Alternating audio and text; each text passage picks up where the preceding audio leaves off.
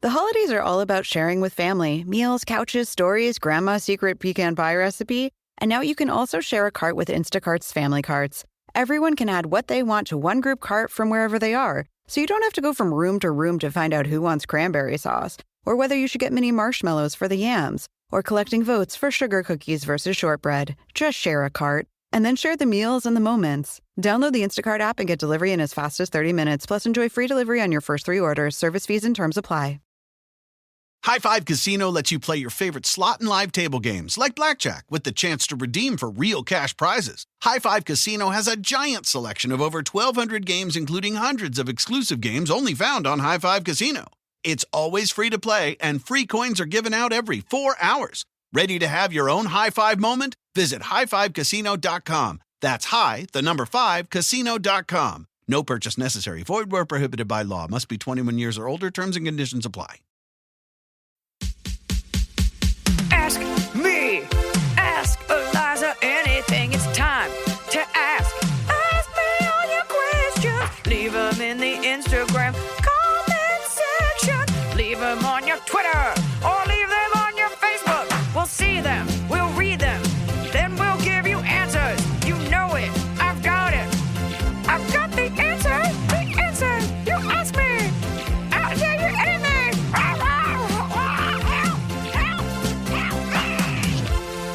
No. Because the door was open and I'm eating a carrot. And I know the hate mail I get when I eat carrots. So just enjoy this free ASMR ride. No, people don't like that at all. I'm going to get DMs. Well, how am I supposed to eat? You eat at other times of the day. I don't have that now. What was that chunk where I saw you in the kitchen? I had a miscarriage, okay? Oh God, what if that was my answer to everything? That chunk where when I was eating my lunch? Yeah, when you were like eating chicken with your hands. Yeah. No, The I'm a usual. vegetarian now. Oh. Mm-hmm. So you didn't see me eating chicken. You were eating something that looked like, what's that place you like? Not El El Pollo Pollo Loco. Loco. Not El Pollo Loco. Terry's? No, the one that's like El Pollo Loco, but nice. What's like a nice... one that- are you talking about Mastro's? No. No, it's the one they have like a California Power Plate or like something. And Baja Fresh? No. Paquito Mas. Yes. A nice El Pollo Loco. Yeah. This is how you classify things. Yeah. Like a McDonald's, but it's nicer Burger King. No. Burger damn it. King is a worse McDonald's. Well, I'm done with the carrot now. This is episode... It doesn't matter what number it is, but you're in it, folks. 105. My Aunt Debbie is a life coach, and we want to have her on the podcast to answer like some deep questions. And she was like, I love kashi. I had a prune this morning and kashi, and I'm still waiting. So I guess you were saying it's that thing where if you eat it often enough, it's probably fine. Yeah. And I'm saying it should be safe enough that it's not like eating a ballistic missile, and it shouldn't, like having a bowl of it shouldn't be enough to disrupt you.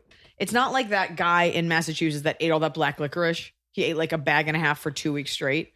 1 bowl of kashi. 2 bowls of kashi shouldn't... 2 bowls of anything commercial should not F up your life. Who's this person that ate all this licorice? Is that a real thing or it's something only you're just... a man who I was sent so many articles about. He ate a bag and a half of black licorice, and it like messed with his like blood sugar or his cholesterol or blood pressure. And it turns out it's like a very small amount, like 2, not liters.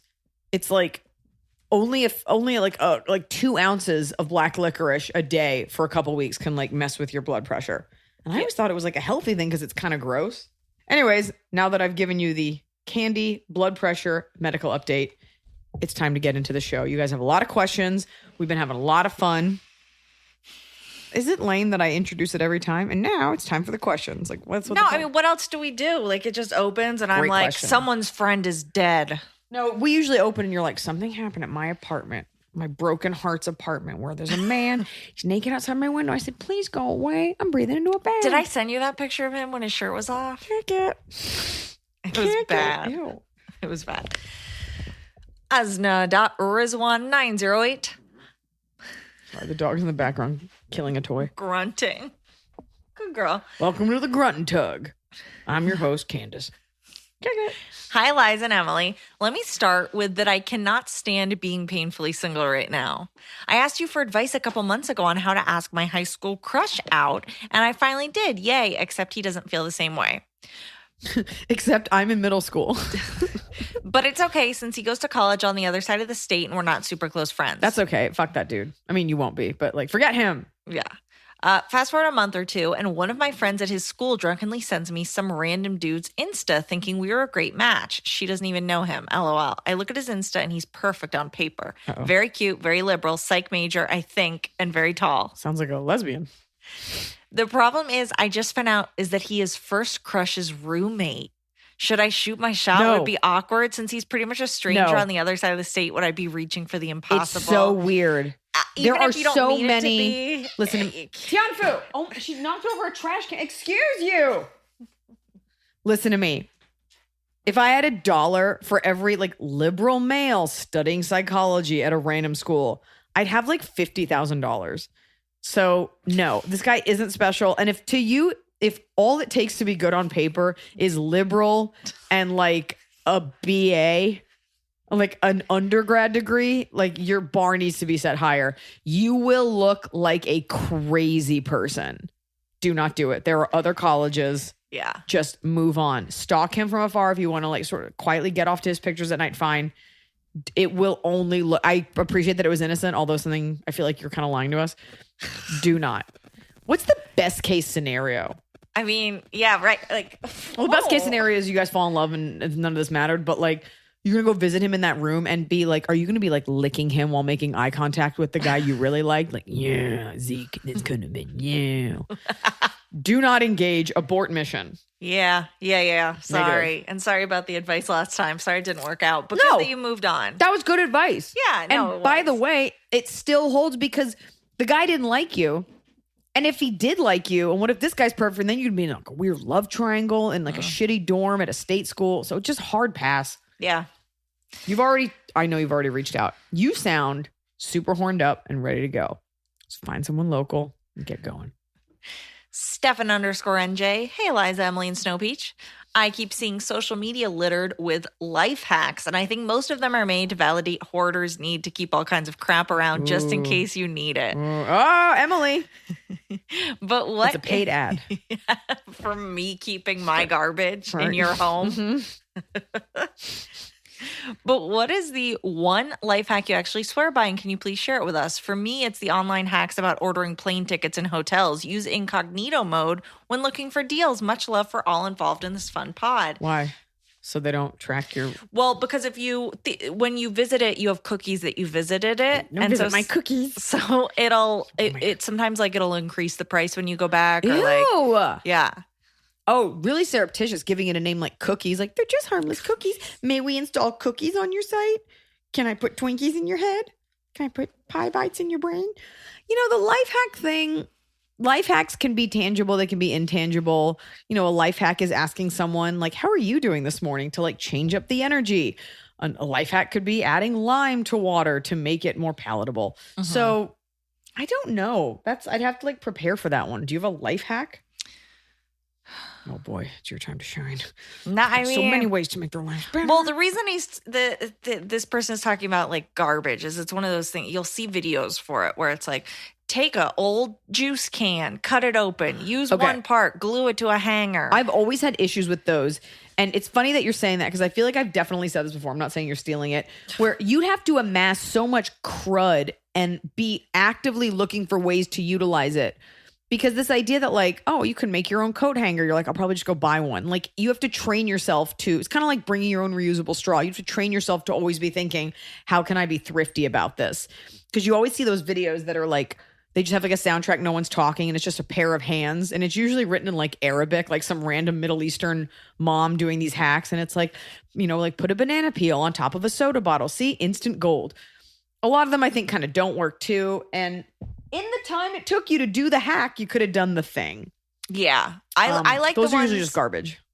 The helpful ones are the ones that are like, when you go to a McDonald's or whatever and you get the little paper white cup of ketchup, right? You get the little paper white cup. I don't, but go on. But if you pull on it, it opens and then you can put more ketchup in there.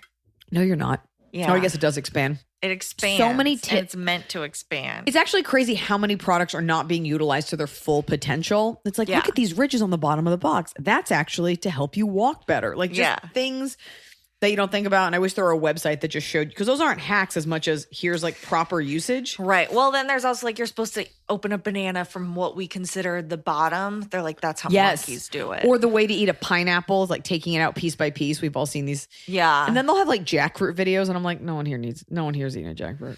No one's interested. No one's eating, except for like all of Brazil. And vegans. We get the New York Times delivered. And I use my thing about plastic is I can't make the New York Times stop wrapping their paper in plastic. And so I use alternate things instead of dog bags for poop. Like, why buy a bunch of plastic bags for dog poop? That's insane when there's so many things. So I'll use paper. I use the New York Times plastic bag it comes in to wrap the dog's poo. Although I wish there was no plastic. Here's a hack that drives my husband crazy. I never take out plates. If I have to like cut a lemon, I just cut it like on a dish rag. He's like, why don't you get a plate? I'm like, why would I wash a plate when I could just do it on this dish rag? Forget I used it, use the dish rag later. It's not really a hack as much as something that's kind of annoying. That's just bad. I gotta think about that. I should have had these. All right, well. I mean, okay, we can come back with more next time.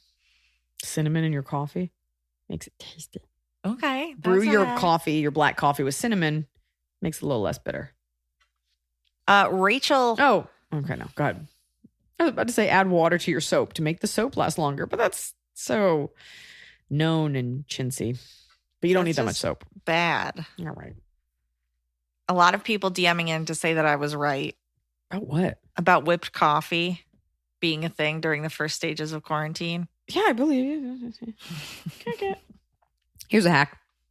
If you're going to have sex, put your socks on and leave your underwear around your knees. That way, the second sex is done, you're already mostly dressed. Oh, you got to just pull your underwear up and you're already warm. Okay. Anonymous. Hey, Iliza, baby arm, and hot Scotty. For 3 years after... Do we know that he's still hot? We haven't seen him in so long. I hope so. I hope nothing bad has happened to him. Hot Scotty number one. Number one, hot Scotty. Hot Scotty number two. Number two, hot Scotty. Yeah, I hope you're okay, Scott. He's okay. Okay. This show is sponsored by BetterHelp. I know being thankful is on everyone's minds, and with thankfulness comes gratitude, a concept that honestly really bothers me. I'm tired of thanking everyone else. You know who deserves a thank you? Me. You deserve a thank you. When's the last time you thanked yourself? Sometimes it's hard to remind ourselves that we are doing the absolute best we can. So here I am reminding you to send some thanks to the people in your life, but mostly send some thanks to yourself. And a great way to do that is with therapy. If you're thinking of starting therapy, give BetterHelp a try. It's entirely online. It's designed to be convenient, flexible, and it's suited to your schedule. Just fill out a brief questionnaire and you get matched with a licensed therapist, and you can switch therapists at any time, no additional charge. You don't have to travel anywhere. They take the hassle out of finding that perfect therapist. Let the gratitude flow with BetterHelp. Visit betterhelp.com/Iliza today to get 10% off your first month. That's BetterHelp, HELP.com/Iliza. Fall has fallen. Winter is on its way. The days are shorter.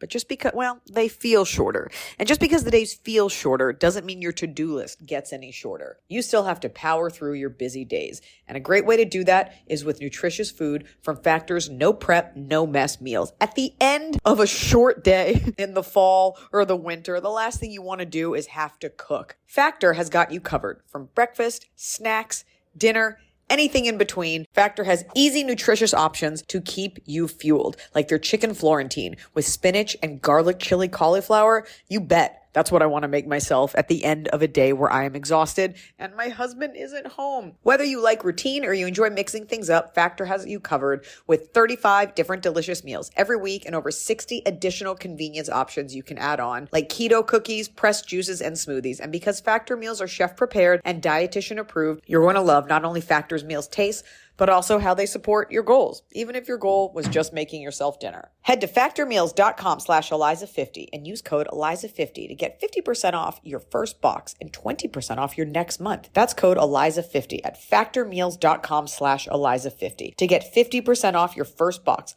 plus 20% off your next month while your subscription is active. The holidays are here. And for a lot of us, the holidays mean decorating, hosting, celebrating. For me, it means a lot of traveling, and nothing feels better year-round, but especially during the cozy holidays, than a restful night's sleep in soft, luxurious sheets. Boll & Branch's signature sheets are made with the finest 100% organic cotton, and they get softer with every single wash. You already know that I got Boll & Branch this summer when I needed breathable sheets to sleep in, but this holiday season, I'm actually gifting some of my friends and family Boll & Branch's Ultimate Softness Bundle. I get to choose a signature hem sheet set in any color, a signature hem pillow set, and a waffle bed blanket. And they're all getting juniper because I think it's a classy color. This way, you know you have something nice to sleep on when you visit. It's the perfect gift for you and them.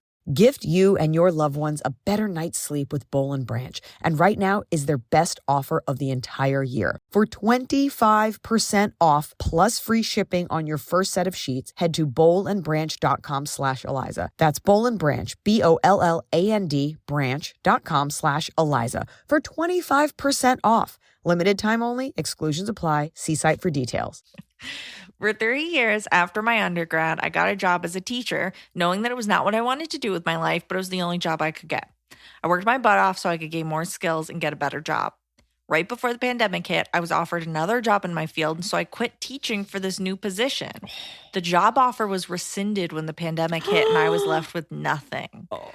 I've been trying to find a new job for months with no luck. I even started my master's to help myself feel a bit better and open up new doors, but I'm just feeling awful. I'm 26, living at home with my parents, grandmother, and siblings without a moment of peace. My relationship with my boyfriend has been strained from the stress since he can't find a job either. I just don't know what to do. Was there ever a time you felt like you were just out of options? How did you get through it? Sorry for the Megillah, but I really need advice. Honestly, it's not even fair to ask me that. And I mean, like, it's not fair to you because there's nothing comparable in your life that compares to a pandemic scarcity versus like a lot of like millennials when we were younger, like there were no jobs for a lot of us, like coming out of college. But there were more options. This is more of a health and safety thing. So like things are just dried up and it's hard to pivot because, everything kind of evaporated. Mm-hmm. So it's not, even if I were to be like, yeah, when I got out of college, I was lost. Like, because it's not, these are concrete barriers versus mental ones, or like just you got to stick with it. Like there are no other options, short of moving to somewhere that has better chances. I think it's great that you're going for a master's. A lot of people just do that like it's easy. It sounds really hard to me. You seem like the kind of person who's able to pivot and just do them. Like you're like, I'll just become a teacher, and not everybody can do that. And I worked really hard and I can get a master's. So give yourself some credit. And while you have this time, like idealize, like envision the life that you want and what that looks like and what that job, and then start writing down tiny steps. Maybe it's sending an email to a potential employer right now who's not open yet. Hey, I'm following up. Hey, I'd love to work, planting those seeds. And there was an article in the New York Times, I think, about how like we've been robbed of even planning a vacation, like, and how the positive effects of thinking about the future. That used to be my favorite thing. I'd look at all my tour dates and I'd be excited about where I was going, and having that taken away, like the uncertainty and knowing that there's nothing to look forward to in the near future, don't underestimate how mentally taxing that is. So sit down and kind of daydream out what you want your future to look like, and then be like, what does that look like in 5 years? What does that look like in 2 years? What does it look like in a year? What do I have to do now? Because this thing will dry up and things will reopen, and you want to be like the first person that business calls. So all is not lost. It's just slowed down. You have the luxury right now to envision what will be. Carrot Crunch. You can be frustrated by the lack of privacy, but I don't think you should feel bad about living with your parents. Like, no, at don't this feel point, bad about everyone that. is living with their parents. Free We're all meals? struggling. Also write a play about it. No, we don't need more of that. Yeah. Anonymous, hi, Liza and Emily. I'm a 38-year-old divorced single mom who left her abusive marriage 5 years ago. My ex-husband received a 5-year prison sentence for the things he did to our family, and during that time, I've worked hard to buy him out of our house, gain my master's degree and professorship, and am now working towards my PhD. What? As well as working as a teacher. I was also in a relationship rub for it the in last... that last writer's face. I was also in a relationship for the last 2 years, which ended recently. He wanted to move in together and get married. I didn't, and I'm not sure I ever will. Some of my family and friends have suggested maybe I should see a therapist to help me move past my issues with trust and openness. After all, I'm not getting any younger. However, I feel I've worked too hard to stabilize my daughter's world as a single-parent family and gain independence to give that up. I'm too busy for a relationship, and I'm fine being on my own, but people keep telling me this is something I'll regret in the future. Yeah. Is it normal to be resistant to living with someone for the rest of your life, or is this a trauma that needs addressing? Both. Love the podcast, especially when you make Emily laugh because she has the best laugh in podcasting. XX. Ooh, maybe Emily. Maybe make a life with Emily. Maybe she was. There's so many. I'm not a parent, as we all know. I'm not a parent, and I can't really tell you what to do. What I can tell you is that you should be going to therapy for you. Maybe you'll find someone, maybe you won't. It sounds like that guy was great, but if he was amazing, you would have found a way to make that work. You got to work through that so you don't shut out any other potential lovers, but also that will manifest itself in other areas. It just will. What you went through is traumatic and horrible, and it's okay to have trust issues. Your daughter's life can be stable with you happily remarried. I have a friend whose mom was just like, I just won't date until she's out of the house because the friend was such a bitch about it. And now the mom is like happily married and probably could have been a lot sooner. Being with someone isn't going to be the key to your happiness, but if it's something that you truly want, like ask yourself, like if you met the right guy who was just going to be loving, caring, and supportive and you knew he wouldn't hurt you, would you be okay with that? You need to work through that to find out the answer for you. You don't want your fears to decide the answer for you. You don't want the pain of a woman that you don't identify with anymore to dictate your present day decisions. Yeah. So, kick it. Or just settle for some greasy hand jobs in between meals before your daughter doesn't see. Oh, So don't gross. talk about her child. Why did I look at you when I said, I'm sorry? Just the kid doesn't see. Anonymous. Hey, Liza and Emily. Love your podcast. Kiss John Fu and Gracie for me. Kiss. Here's my question. I have this friend whom I met almost 10 years ago. She's legally blind and can only see a little bit with one eye. Lately, Gracie? She met Gracie? Lately, she's just been a terrible friend. She only ever talks about herself. She complains about her life constantly. Even if one of us has a problem, she'll make a comment or two about it and then immediately bring the subject back to her. She also still lives with her parents. She's 38. She complains about bills and doesn't even have any except small ones like Netflix. She has a ton of pen pals that she has sending her gifts and money because she's made them feel sorry for her. She and I have 2 mutual friends that feel the same way I do. My question is, am I a bad friend out the other eye for going ghost? Sometimes I just have to ignore her for a few days because I have no patience for her. And I know if I talk to her, I'll say something too harsh or mean. I know her life isn't the best. She can't get around. We live in rural West Virginia. There's no public transportation here. Oh my God. But she makes it seem like our problems don't matter. I don't think she realizes she's doing some of these things, but I've tried talking to her about them and she'll apologize, but nothing changes. Whew. Well, that's actually amazing that you've talked to her about it. And it's amazing that she apologizes. It really sounds like it's that thing where when somebody has a major disability that has impacted their life in a way like that, like that's your eyesight, you as the friend kind of never know what part of this pain is from the disability and what is what she put in her own path. You know, what is the trauma associated with that and the difficulty associated with that versus you just deciding I'm going to ask for money versus doing something. There are plenty of blind people that have careers and jobs and thrive and things like that. There are people with brain damage issues and handicapped people or differently abled people who go on to do, you know, other things. Stephen Hawking. I mean, that guy was a genius, but whatever. And it's tough because you'll never know where her limits naturally are versus where she's setting them.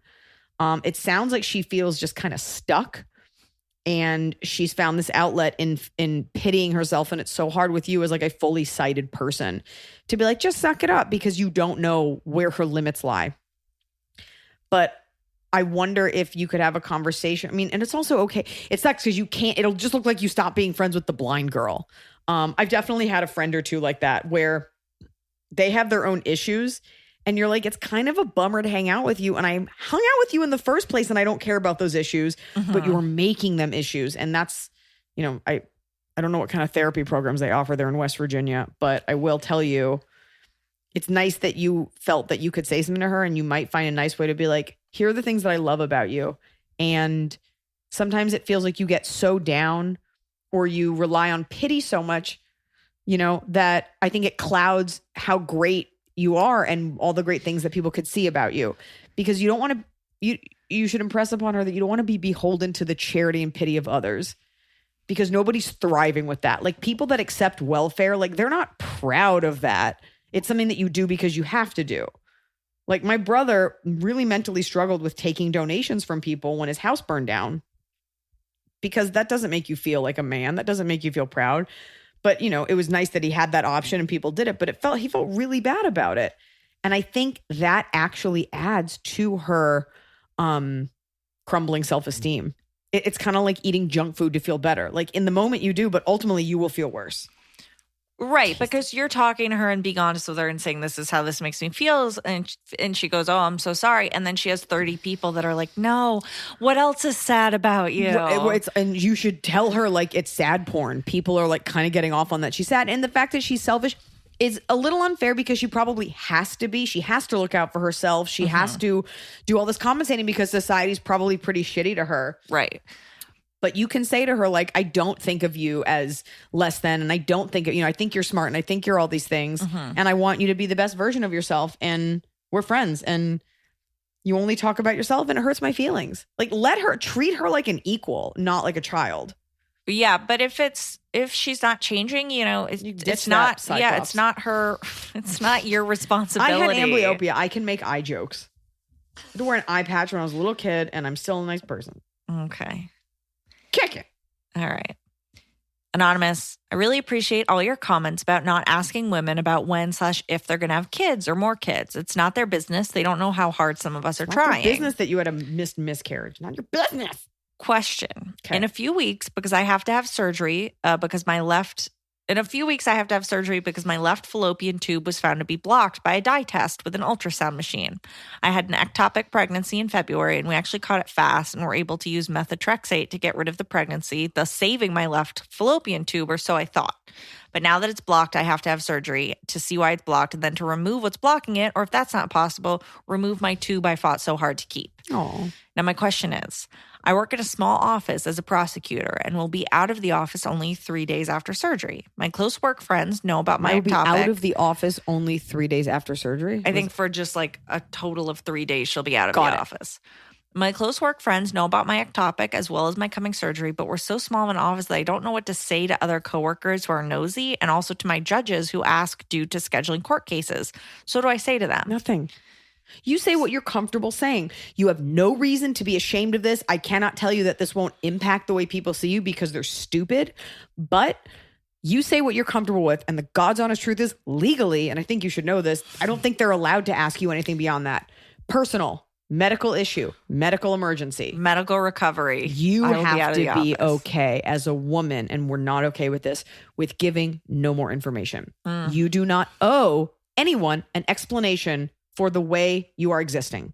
And once you wrap your mind around that, I love sharing personal information. I'm an open book. I mean, I talk about this on stage, but there are things that I don't share because people aren't owed those answers. I have plenty of things people bring up all the time. And I just, whether it's live on a show or on DM or on here, and I just don't answer it because you do not owe anyone answers for anything you don't want to talk about. And that's it. You need to decide what you're comfortable with and you need to hold fast in that. That's it. And by the way, those coworkers will find out because someone will leak it. But like, I challenge them to like say anything and make you feel bad. Like, good luck. Right. Someone won't even leak it meanly. Just like one woman will say to another woman, like, oh, is she? I wonder if she'll okay. Oh, yeah, she's just, let's give her a little space. Most people don't know many of the words you're saying, but I think if you're comfortable with it, I found in carrying a child and in the miscarriage, the different levels of bonding I felt with women and sympathy. And it was actually a beautiful thing. But you need to be comfortable with the fact that you don't owe anyone an explanation for the way you're existing. And that goes to anyone for anything, whether it's your weight or your choices or your hair or your color or your gender or the way you love or whatever. Most people actually don't care. Right. They're just bored. Yeah. Carrot bite. Carrot break. Iliza, I need to know. Chicky. What are the lyrics to the song you sing before Don't Panic Pantry? I can't stop singing it to myself, but I also can't get past it's time to populate the room before it turns into jib jab. My cousins and I are coming to your drive-in show in St. Fort Worth in a few weeks. Can't wait to see you. Kick it. It's gibberish. Okay. That's the secret. It's populate the room. I think it's like, and do it while you can. And then I'll usually sing about something that's on my mind. Populate the room when you do. Populate the room. It's just me saying populate the room over and over. There's no secret. There's no lyrical brilliance. It'll be about something relevant, something that it's just all not worth your time. Enjoy it in the moment, but other than it's time to populate the room and do it while you can, like most songs I sing, totally gibberish. Yeah.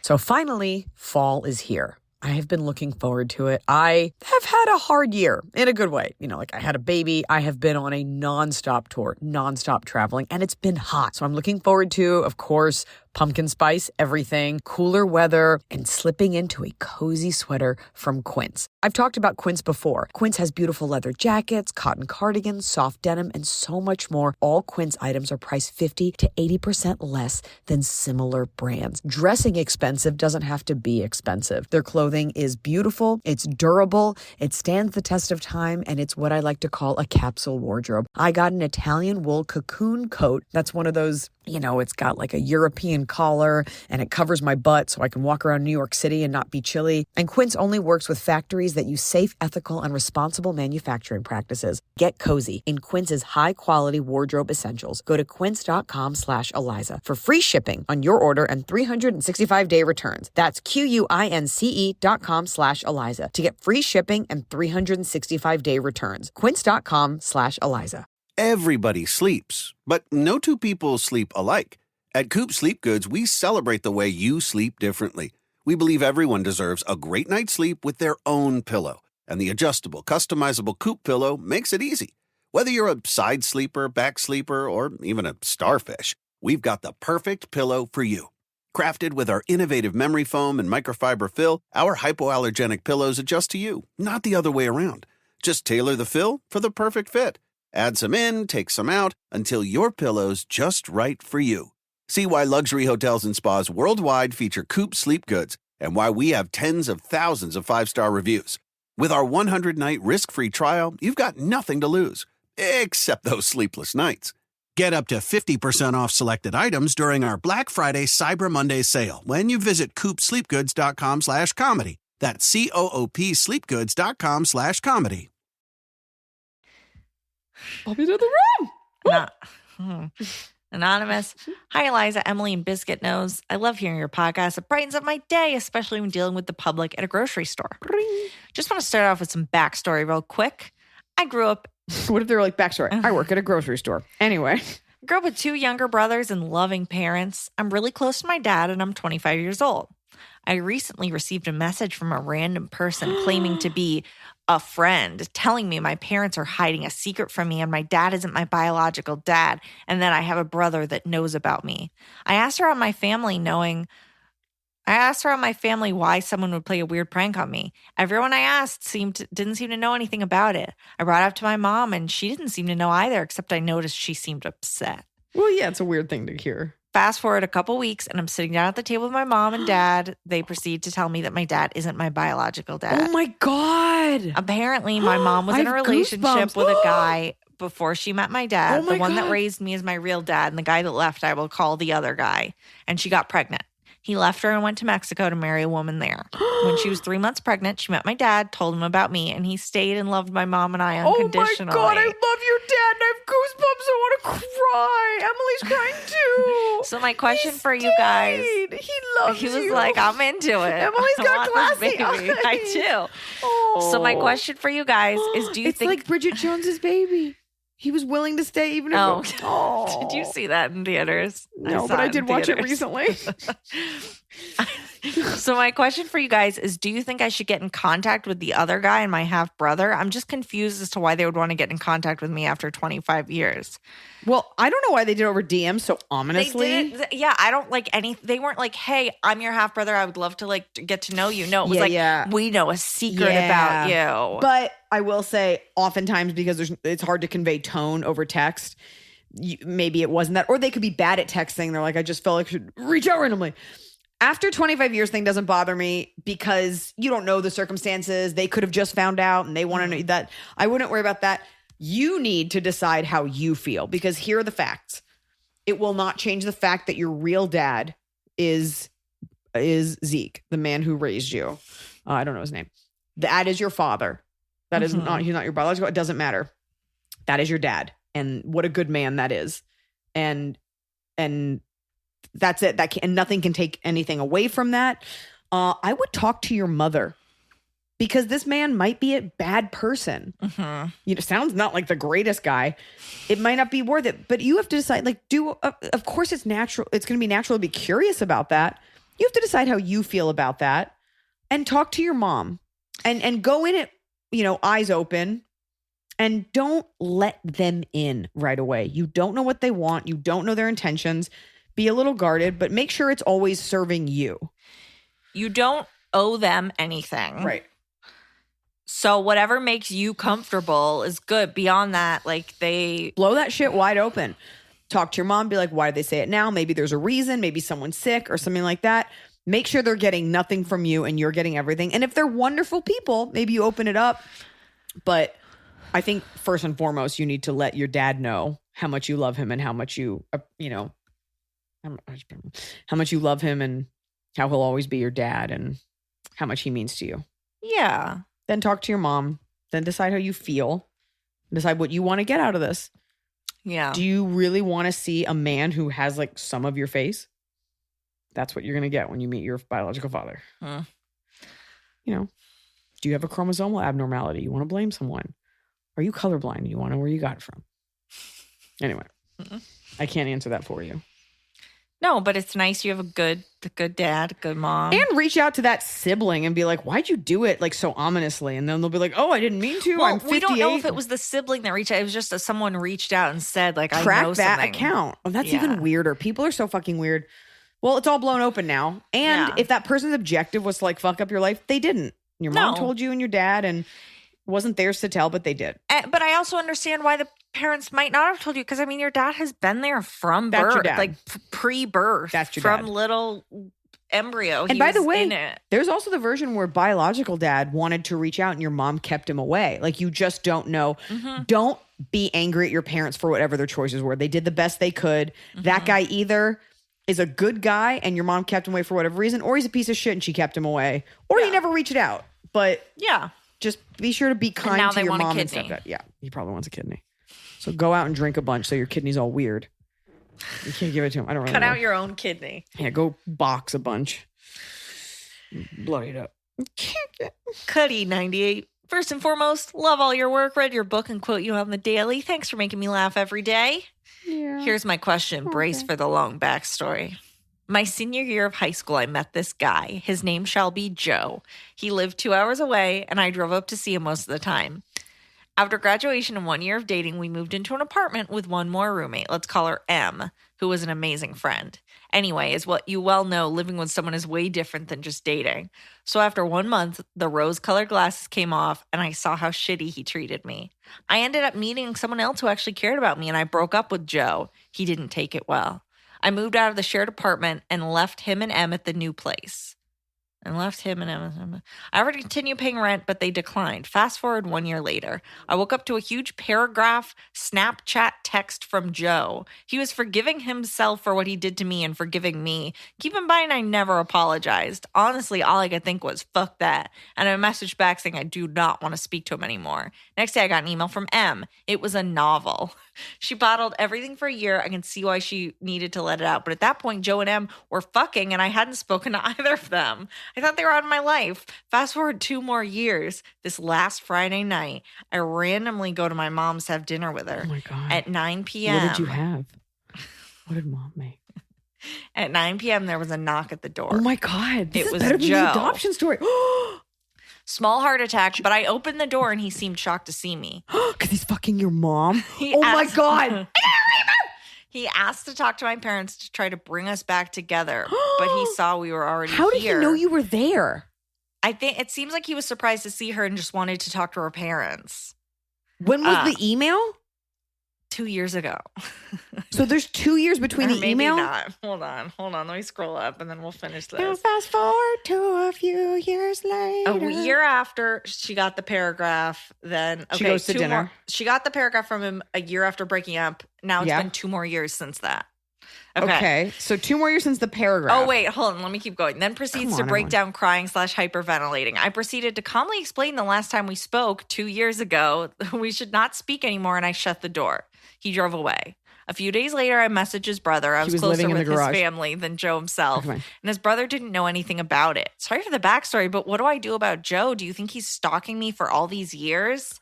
No, because you haven't had any contact. He's not stalking you because he hasn't reached out. You haven't seen him. It's only been a thing.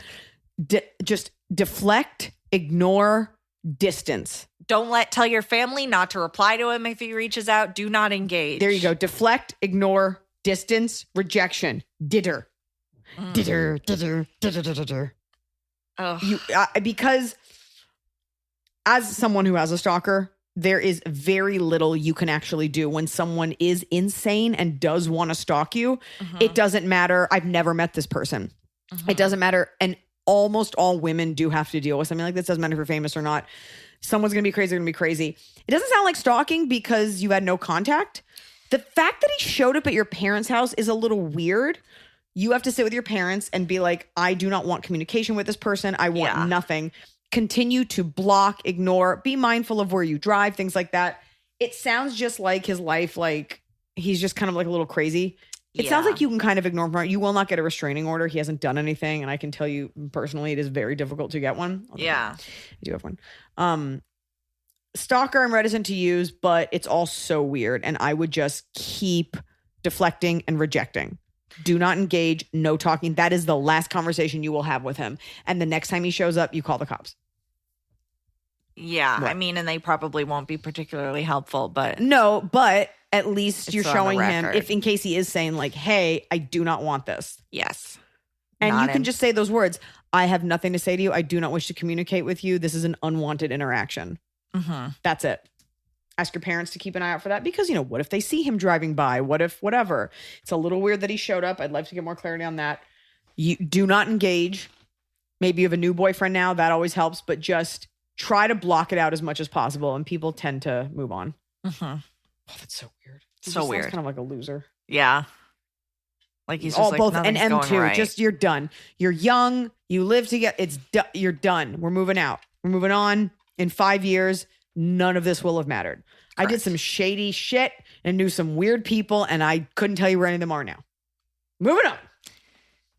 Hi there. Not sure if you ever covered this topic, but I would love to hear your take on the silent treatment. My partner is using it as punishment when I say or do something that hurts or upsets him, even though I told him before that it puts me through hell on all levels. How would you deal with such a situation? Leave them be and wait, or try to negotiate and initiate a conversation? Thanks so much. Wish you all the best, Anita. Oh, not anonymous. Give me this I already don't like that. It is a really immature defense mechanism. Right, because it's like, I'm not even going to give you the chance to communicate this with me. I'm just...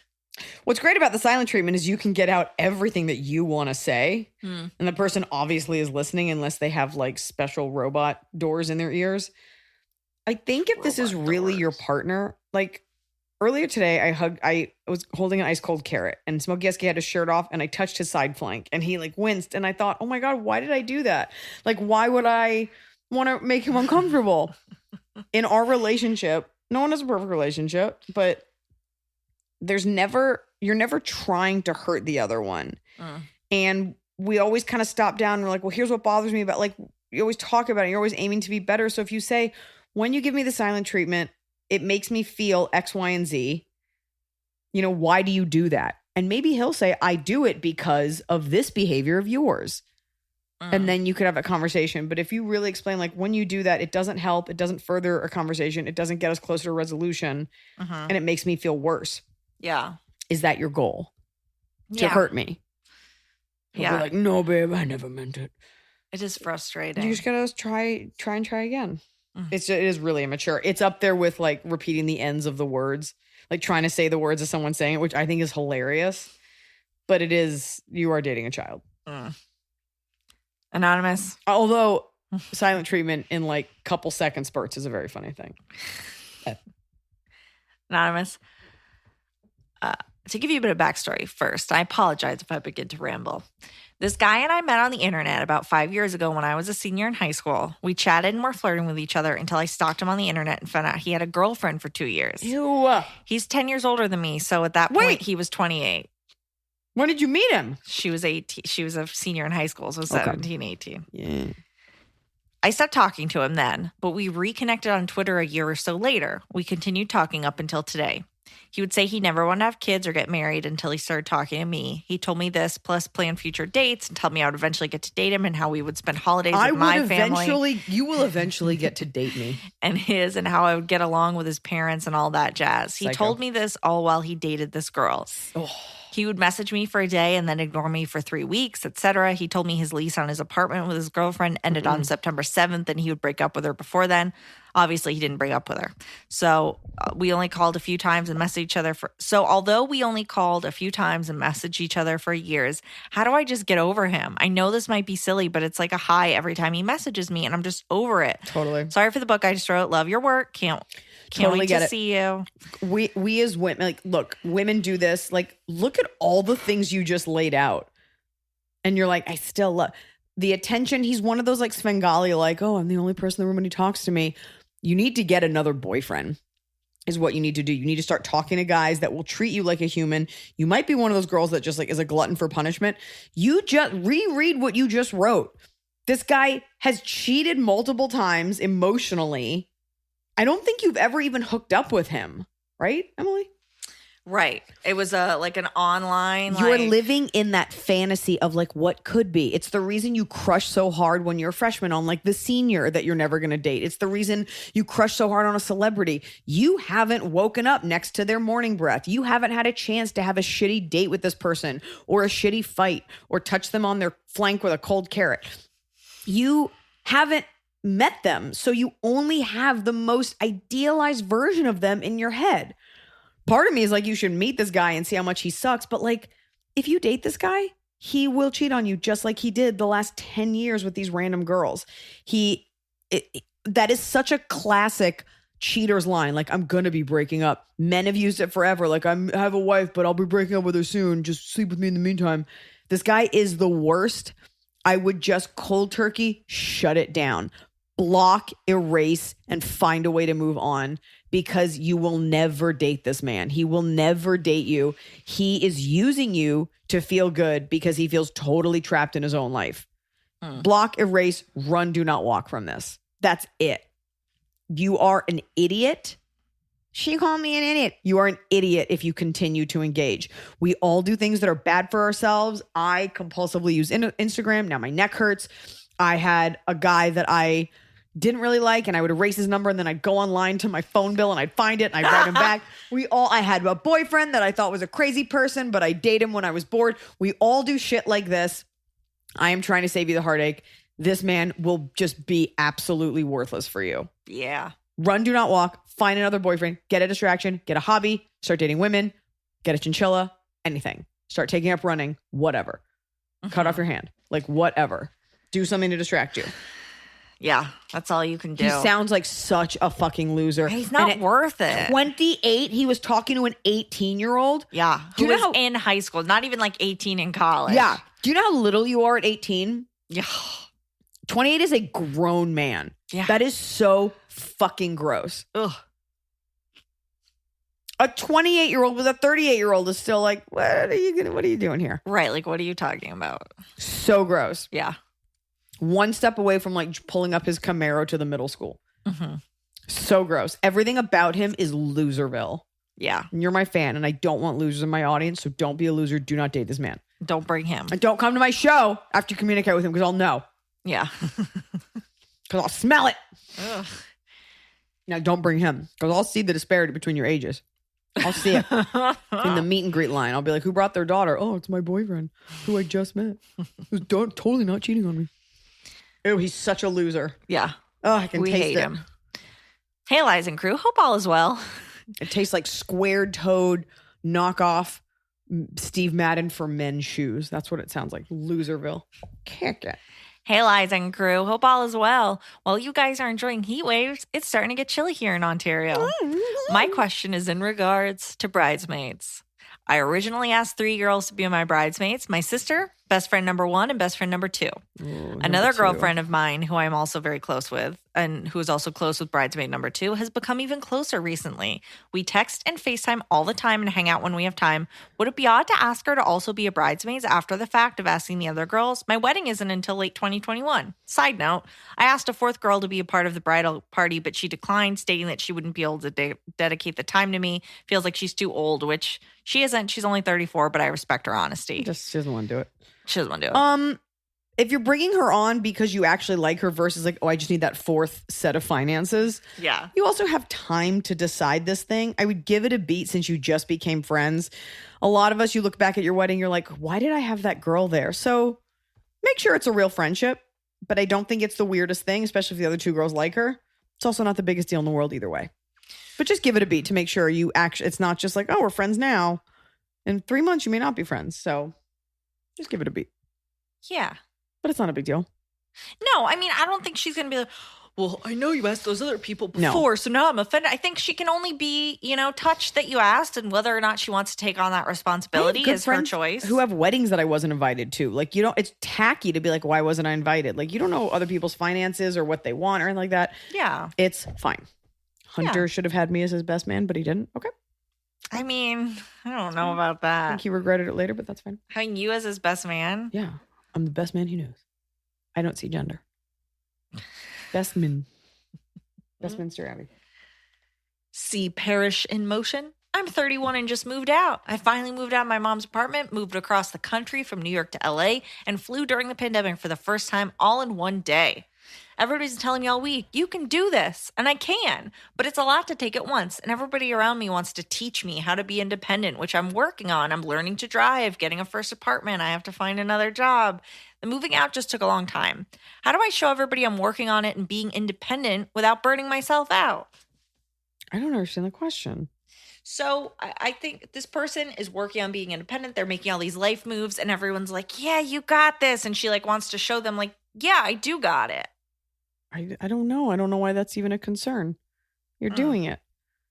There's nothing to show. You're doing it. There's something else you're really asking there, and I don't know what it is. There's something else. Like, are you trying to prove something? Like, what are you really asking? Maybe get back to us. Okay. People always want to help, and they're always, but at the end of the day, you don't have to answer the phone. You don't have to give progress reports, and most people do have good advice, especially if you've never done something like this before, but I'm actually not sure what you're asking. Okay. I think there's something else there. There's an underlying issue. I feel it. Makina May. Hi, Liza, Emily. Sweet, sweet Snow Peach. As someone who works in a bridal shop, I'm curious as to if your wedding dress shopping experience was as bad as it sounded in your special, LOL, and what other advice you would have for future brides when they go shopping for their wedding gowns. No, it wasn't the actual shopping. And there's actually a whole bit about dress shopping that I cut out of it. And I'm trying to remember the bit now. But no, in fact, I'll even give him a shout out. It was Kirsten, at Monique Lullier. She was so awesome and so accommodating, and Blanche was there. And I remember the first day she said, I love my job. I get to play dress up every day. She was great. Delightful. So helpful. And they were great and really just made it one less thing you had to worry about in terms of tailoring. We spent a lot of money on that dress. And that is what you pay for when you go to a designer like that. But she was great. So patient. The trying on it's less about the person and more about society standards of what your body should look like, or if the dresses all fit, they just weren't the ones for me, and then this expectation that it should be a certain way, and that's really for any clothes you're trying on. But I got to make it funny, and so I've got to incorporate other things. It can't just be went to Monique Lullier, they didn't have it in ankle length, they had it in ball gown length, and I loved it, and we went from there. You do know the dress that you want when you try it on. I didn't think it would happen for me, but it did. So my advice is you wear the dress that's right for your body. You may not have the body for a mermaid cut or an empire waist or whatever you want. It doesn't matter what's in that year, because you don't want to be one of those brides that has this weird looking dress that didn't make sense, and throw out everything you thought you wanted. because it may not look great on you. It may actually be ugly in person. Try on everything because you don't know until you put it on, because we don't try on wedding dresses every day. Like, you know what kind of jeans look good on you. You know that high waist is going to look good. Low waist will look bad. You don't know when it comes to dresses. So make sure you eat lunch so you're not cranky. Take your mom. Just know that she's only there to help you. And just take it easy. Do a couple rounds. It's a process.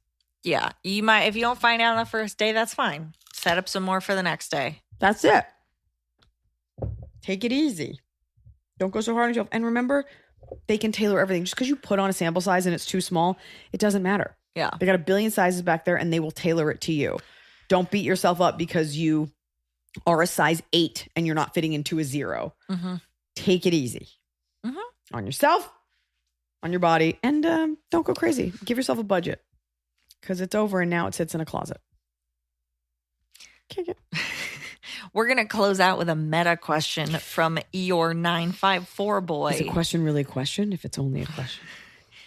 Highlights, baby, I'm Chamfu. Rest in peace, Blanche. Just sitting here rewatching Unveiled. Blanche walking down the staircase warms my heart. Anyway, just wondering how you all decide which questions to read on the air. You must get so many. If we really, really need your guidance, what can we do to format our questions so they have a chance to cross Emily's radar? Love you all. Can't wait to see you live again. That's a Emily producer question. Well, you'll shoot things down in the moment. Look, I try to read all of the questions, and there are certain times that I'm checking, and probably, if it's recent, I'll see it, but I do go back in the archives. If it's a question that we've gotten a million times, like we can only answer, we'll answer different variations. Break up with your friend, move on. Right. Like, and if there's specifics about someone's situation, great, but we're not going to answer that generically again. You know, it needs to be specific. If it's like 10 paragraphs long, sometimes I don't, because literally my method is when I put together a document, I go into the DMs, I copy paste the DMs into an email to myself and then email them to put them. So if it's like 40 different separate DMs, sometimes I won't, because I'm like, this takes too much too work. long. Yeah. But then sometimes I'll just read directly off my phone, but then I might lose track. She is also the producer of this podcast, and she's putting it together. It's that like je ne sais quoi of like, you start out strong, you know, you can have your intro. There's specificity without being too painstaking. And it sounds interesting and it sounds broad, but also it could be weird, but like something that people might want to know versus something so weird that nobody cares. Very rarely do I just straight up decide not to ask a question. Unless it's, you know, if it's an advice question where usually we're going to try to get to it or we've already answered something very similar. I'm never going to ask Iliza, what do you think of this comedian? Like, what do you think of this actor? Yeah, we're never going to. What do you like? She's never going to give me a question that puts me in an uncomfortable position to where I'll have to like defend it later. Like, I'm a comic, I can take care of myself, but like, I'm not going on record as being like, oh, I hate Beyonce. Like, that's never, and note the tone. Of course, I love Beyonce. I think it's like legally required. This is not like a dish podcast where you're tuning in to like hear me shit on people. If there's someone I don't like, you probably won't ever hear about it because if that person offers me a job, I'm probably going to take it. Yeah. I mean, submit and I don't mind at all. Sometimes people will have submitted a question a month ago and then they'll go, hey, just want to make sure you saw this. I don't have a problem with that. I go through the DMs. There's like hundreds in there. I get to what I can get to. Just keep trying. I doubt that I didn't answer your question because it was dumb. I'm sure it just got lost in the fray. I didn't answer because it was dumb. And now it's time for Top of the Cob. It's the top of the cob. We're doing it right every day. You just take a bite. Top of the cob. My top of the cob is, again, I've taken up running in that I've done it the last 2 days. What I like about running is this, because I hate running. You get the cardio in. Cardio is the part of the workout that burns fat because it elevates your heart rate. You can do Pilates or a floor workout or something like that, and you may not get that cardio in. What I like about running is the purity of like, I know this whole time I'm getting my cardio in and then I can do weights or whatever later. I also love that I'm not that great at it. There's something humbling and kind of fun about being bad at something that you don't mind doing and it's just for you. There's no judgment. I don't even look cute when I'm running, but I'm getting it done and there's a nice buzz after. My back and legs really hurt. So I don't know if I'm made for it, but I'm going to try. I mean, this was your top a few months ago, so we'll see. I didn't run today, but perhaps later. Okay. I have things to do. You've been very busy today. And what's your top of the cup? My top of the cob, I realized last episode we recorded right afterwards, I was like, oh, I should have said this. I play Grand Theft Auto Online with my friend, and he's my good friend from Georgia, and we play digitally together, and we were doing a heist together, and I kept failing this one part, and I was like, my controller has a loose stick, and that's why. And he was like, okay, sure. So the next day, I get a package delivered to my doorstep, and it's a new controller, and it had a gift note that said, like, no more excuses. I love which that. I thought was so nice. And this control, I didn't realize my controller is probably 5 or 6 years old. This one has such good battery life. We still haven't done that particular heist. I'm very scared about doing it and messing up, but we just played other games. Shouldn't be scared about a fake heist. What if I mess up the heist? My stick control. Yeah. You might. You start over. My bottom of the cob is kind of horrible, but Oh no. a big part of social media is the schadenfreude of looking at something or someone and being like, and judging them. There is a fitness instructor who I stumbled upon their Instagram account, and I was like, oh, I've seen this instructor before. And I looked at their classes before, and their body was fine. I didn't flag it as good or bad. I just, totally normal body, normal in shape, fitness instructor. And this person, I believe, has a full-on eating disorder. And I'm not like making jokes about it or whatever, but I always delight in this thing with social media where the thing that you're speaking out against the most is usually the thing that's affecting you. Like you get women being like, don't let a man tell you your worth. And I'm like, is that because you let a man tell you your worth? Like it's always like subtweeting the universe. She is fully anorexic because she always talks about dessert and how much she eats. And I'm like, nobody who is that thin eats food the way that you do. Unless you are like a long distance marathon runner and you're burning calories all day, which she might be. Mm-hmm. But there's something funny to me about how much she talks about dessert. And I'm just like, I know that you don't eat that dessert. But she's promoting really what I think is an unhealthy body image. Mm. And I just enjoy watching the lie. My bottom of the cob is a way that you really screwed me over. No, I mean it. On the episode where you shared about your D and C, I was very jokey with you because that's the relationship we have. And then later I was talking to someone who I don't know that I was trying to impress, and they told me about a similar experience they had. And I was immediately way too jokey with them and then was like, oh no. Oh, that went over better with Iliza. So by me screwing you over, you mean you made a bad choice? Yes, that you're I made a blaming on bad me? choice and I've decided to blame you. It's fine. Oh, no. It turned out fine, but I just immediately, and I think I also deal with like stuff with humor. And so I kind of joked, and she really like took it with grace, but I could also tell there was like a She pause. was appalled by it. Oh my God. And I was just like, oh, like literally a week ago, I said something similar and got a real big laugh, and now it didn't play out for me. Oh my God, that's so uncomfortable when you're like, hey, we're all funny here. We're all kibitzing, and they're not. And no, I mean, again, like you couldn't have told it from look, but I was just like, that felt bad. I did a bad thing. Oh my God. That's the worst. When you like think you're in a flow with someone, then you like make a joke, you take it on a limb. I took it too far. Oh, you took it too far. Outside the uterus. Outside. And now again in this episode, you've said you had a miscarriage like 17 times, but I have to remember I can't say that to other people. You also have to remember that like it is that tough thing where like it is my tragedy to joke about, not necessarily someone else's. And I have a friend who every once in a while like will make a joke about it, and I'm like, okay, I wasn't set up for that. Like, okay. Right. Like it's not you, but you do have to remember that as the person making the joke, like once you open that door, other people are going to think it's cool. And so it's kind of not cool to like slam it in their face. So yeah, I mean, and I was thinking about the fact that I was like, oh, should we have put a trigger warning on that podcast? No, it's enough with the trigger warnings. It's called life. The response Trigger we've gotten, warning. and I, has been people have really appreciated it. I have yet to see anyone being like, you ruined my day because I wasn't expecting that.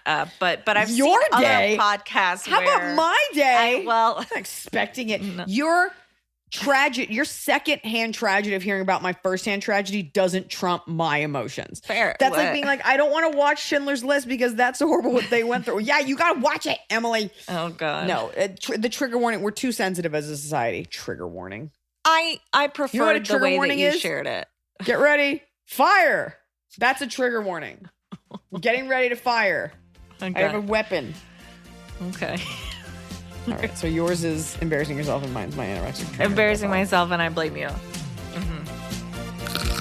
Nobody wanted that.